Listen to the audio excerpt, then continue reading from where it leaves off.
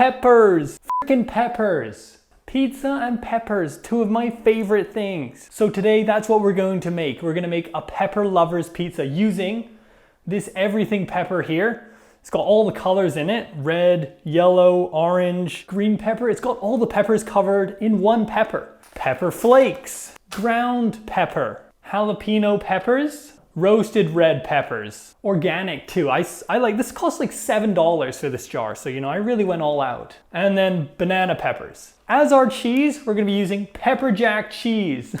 For our pizza sauce, it's got roasted red peppers inside of it too. So it's just loaded with pepper flavor as well. So just everything is gonna be all over the place pepper-wise. I'm just very excited. It's 2 o'clock and I haven't had lunch yet. So I'm just very eager for this to get started. You may be thinking, where's the pepperoni? Well, I don't eat meat, so I'm not gonna add any pepperoni on my pizza. But if you're feeling like a little rascal, then go for it and add it on yours and then make the ultimate pepper lover's pizza.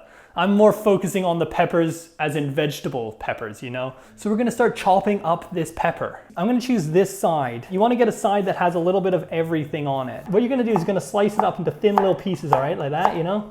And we're just gonna dice these up into small little chunks. Next, we wanna chop up our roasted red peppers because they're too big. You don't want just a slimy roasted red pepper when you're trying to eat the pizza. Look at that, there we go. We're just gonna need one. So I spent $7 on a jar of roasted red peppers when I only needed one.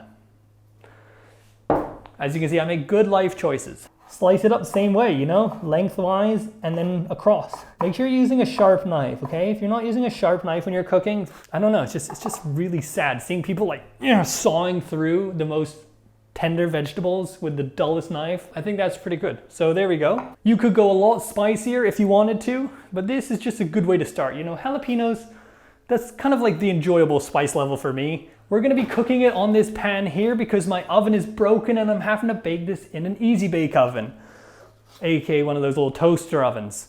So that's why I'm making it in this small pan. Wow, we made a lot of dough for this. I probably made way too much. So we're gonna need about 1/4 of this. Flour down your surface. I need to get one of those wireless lav mics because I'm trying not to like get the wire tangled as I'm walking around. So now start rolling out your dough. Look at this fancy stretching, you know? This is what people who know what they're doing do whenever they have pizza dough out, you know, just stretch it out a little bit. And now it's a circle, not what I needed. You know, some pizzas need crust. I don't think this needs that much. That doesn't need. Let's do a little test fit, see how this is looking. Not bad. Rinse your hands off again. So walk by the camera, give a little wave, alrighty. Try not to get tangled in your cord, okay. Oh, geez. Oh, I just got it all tangled everywhere. Now let's decorate the pizza. We're gonna be generous with our sauce, okay? I really like, you know, a really saucy pizza, so we're gonna be quite generous with it. Also, if you're using plant-based cheese like I am, you wanna put down a lot of sauce because it helps the cheese melt because it kind of needs the moisture. That's a little pro tip if you're using plant-based cheeses. We are gonna go with the cheese next because, like I said, you want the cheese to touch the moisture. I mean, come on, didn't you hear what I just said? Okay.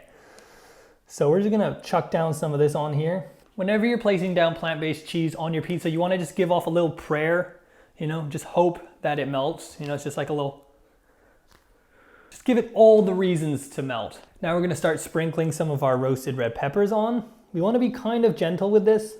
We don't wanna put too many of these on because they are quite strong, you know? Roasted red peppers have a strong flavor. Then we're gonna chuck on some of our fresh pepper, our fresh rainbow colored pepper. Already starting to look pretty good. Time for our jalapeno peppers.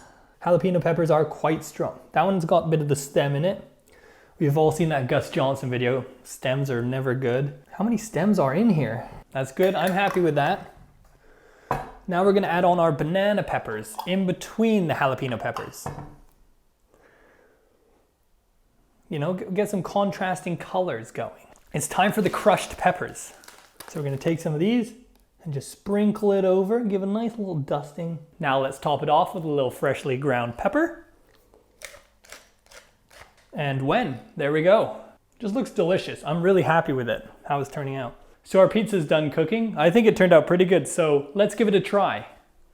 Let's give it a chop. Looks pretty good. It's really good the way the pepper works with the pepper, which works with the pepper, which works with the pepper, which works with the pepper, which works with the pepper. This gives a really good pepper flavor. All jokes aside, this is probably one of the best pizzas I've ever made. I mean, just look at that. Doesn't that look appetizing? The roasted red pepper in this is actually really nice. It gives it that little smoky flavor as well. What are we doing? You wanna go outside? You wanna go outside? One sec, gotta let my dog outside. So there we go. I think that was actually a worthwhile experiment that turned out pretty good. I'm pretty happy with how this pizza turned out. So thanks for watching this video. If you enjoyed it, why not subscribe?